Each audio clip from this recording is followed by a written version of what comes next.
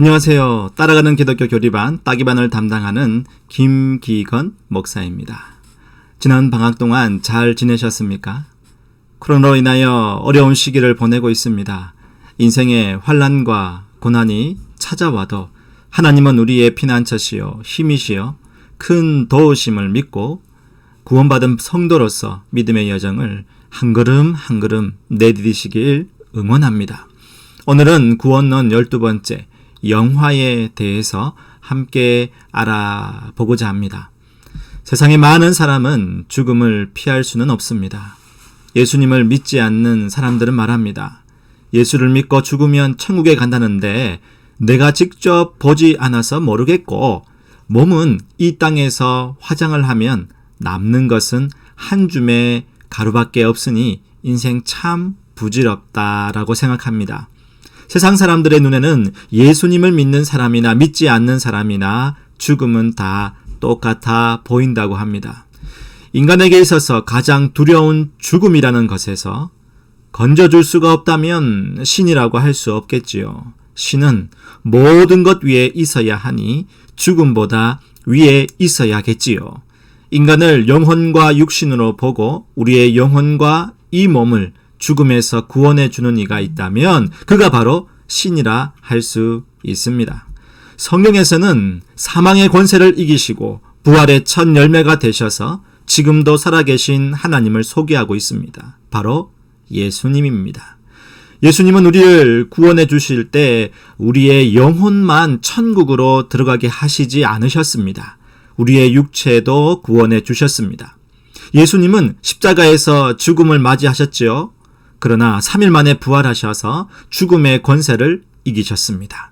예수님은 다시 살아나시며 부활의 첫 열매가 되셨습니다.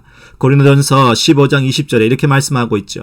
그러나 이제 그리스도께서 죽은 자 가운데서 다시 살아나사 잠드는 자들의 첫 열매가 되셨도다. 아멘. 첫 열매라는 것은 이후에 두 번째, 세 번째 등등 똑같은 열매가 계속 열린다는 것을 말하지요.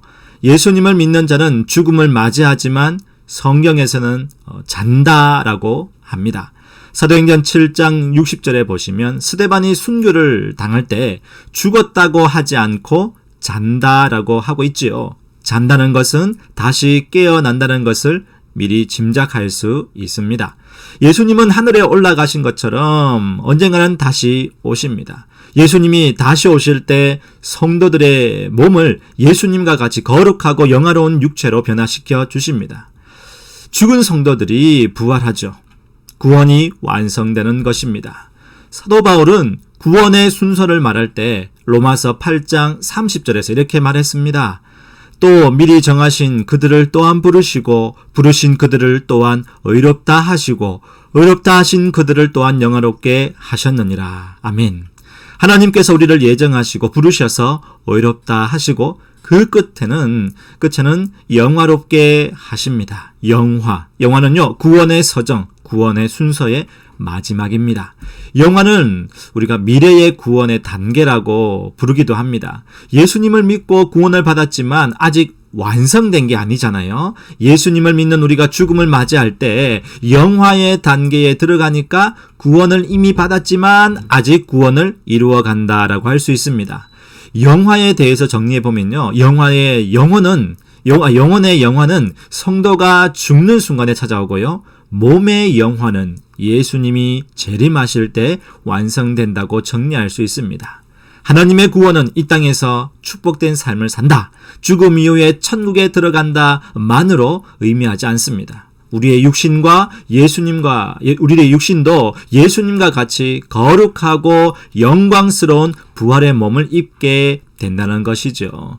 영화에 대하여 성경은 증거하고 있습니다. 고린도전서 15장 22절과 23절 말씀입니다. 아담 안에서 모든 사람이 죽은 것 같이 그리스도 안에서 모든 사람이 삶을 얻으리라. 그러나 각각 자기 차례대로 되리니 먼저는 첫 열매인 그리스도요. 그 다음에는 그가 강림하실 때에 그리스도에게 속한 자요. 예수 그리스도를 믿는 모든 성도는 영원한 생명을 얻습니다. 그것은 영혼이 영원토록 사는 것뿐만 아니라 육체도 더 이상 죽지도 늙지도 상하지도 않는 부활의 새로운 몸으로 변화될 것이라 합니다. 고린도전서 15장 51절과 52절 말씀에도 말씀하고 있습니다. 보라, 내가 너희에게 비밀을 말하노니 우리가 다 잠잘 것이 아니요 마지막 나팔의 순식간에 홀연히 다 변화되리니 나팔 소리가 나매 죽은 자들이 썩지 아니할 것으로 다시 살아나고 우리도 변화되리라. 아멘. 예수님이 재림하실 때 두 부류가 있겠지요. 예수님의 재림을 기다리며 믿음 생활을 잘 하다가 죽음을 맞이한 성도.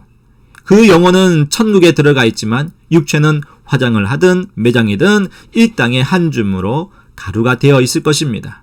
또 한 부류는 예수님의 재림을 기다리는데 살아있는 동안에 예수님이 오신 것이에요. 그때 웅장한 나팔 소리와 함께 변화가 일어나는데요. 살아있는 성도는 부활의 새 몸으로 변화되어 재림하시는 예수님을 맞이하게 되고요.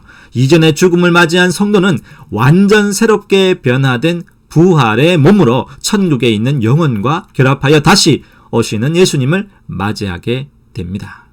이 내용이 성경에 잘 나와 있습니다. 데살로니가전서 4장 16절과 17절에 이렇게 기록합니다. 주께서 호령과 천사장의 소리와 하나님의 나팔 소리로 친히 하늘로부터 강림하시리니 그리스도 안에서 죽은 자들이 먼저 일어나고 그 후에 우리 살아남은 자들도 그들과 함께 구름 속으로 끌어올려 공중에서 주를 영접하게 하시리니 그리하여 우리가 항상 주와 함께 있으리라. 아멘. 죽은 자들은 부활하여 주와 함께 있고 살아남은 자들은 하늘로 들려서 주와 함께 있으면서 영원한 생명을 누리게 되는 것이지요. 그럼 영화롭게 될 때 우리의 영혼과 몸은 어떤 상태일까요?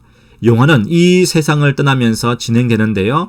백금산 목사님의 책 구원론에서 말하기를 우리의 영혼은 천국에서 예수 그리스도를 직접 보게 될 것이며 흠이 없고 완전함으로 경험하게 되고 죄에서 완전히 해방되고 그리스도를 온전히 닮아 있을 것이라 합니다. 우리의 몸은요, 고통과 질병, 죽음으로부터 완전히 해방될 것이며 썩지 않을 것이며 영적이며 영화로운 몸이 될 것이라고 합니다. 정리하자면 예수님께서 재림하실 때 우리는 예수님이 부활하신 몸과 같은 완전 새로운 부활의 몸을 가지게 된다는 겁니다. 또한 요한일서 3장 1절에 이렇게 말씀합니다. 사랑하는 자들아, 우리가 지금은 하나님의 자녀라. 장래에 어떻게 될지는 아직 나타나지 아니하였으나 그가 나타나시면 우리가 그와 같을 줄을 아는 것은 그의 참 모습 그대로 볼 것이기 때문이니 우리는요, 예수님처럼 새 몸을 입고 부활한 성도로 예수님을 보면서 영원토록 살게 될 것입니다. 또한 베드로후서 3장 13절에서처럼 우리는 그의 약속대로 의가 있는 곳인 새 하늘과 새 땅을 바라보도다. 여러분, 신앙생활을 하면서 새 하늘과 새 땅을 소망 중에 기대하기만 했었는데 예수님의 재림 시에는요, 하나님의 약속대로 새 하늘과 새 땅에 살기에 합당하게 변화되어 있을 것입니다. 구원의 마지막 단계인 영화를 보면서 성도는 죽음에 대해 죽음의 관점에서 바라보도록 눈을 뜨게 해주는 것 같습니다. 신학자 웨인 그루뎀이 쓴 성경 핵심 교리에서는요, 영화롭게 될 그리스도인이 죽음을 어떻게 보아야 하는가에 대하여 다음과 같이 말하고 있습니다. 그리스도인에게는요, 죽음은 형벌이 아니다. 세상 모든 사람은요, 죄로 말미암아 죽음을 맞이할 수밖에 없죠. 그런데요, 예수님을 믿지 않는 사람들에게 죽음은 하나님의 심판대에 서는 것이고 지옥으로 가는 형벌이 됩니다. 반면에 예수님을 믿는 그리스도인에게 죽음은 심판대에서 프리패스하게 됩니다. 면제를 받지요. 로마서 8장 1절에서처럼 그러므로 이제 그리스도 예수 안에 있는 자에게는 결코 정죄함이 없나니 아멘. 예수님을 믿는 믿음 때문에 더 이상 정죄함이 없으니 죽음은 그리스도인에게 죄로 인한 결과로 통과해야 하는 징계가 아니라 하나님께로 가는 과정이 아닌가라고 본다는 겁니다. 두 번째로는요, 죽음은 타락한 세상에서의 삶의 마지막 결과이다 라고 보는 겁니다. 하나님께서 타락한 세상에서 우리를 데리고 가시는 마지막 단계를 죽음이라고 보는 거죠.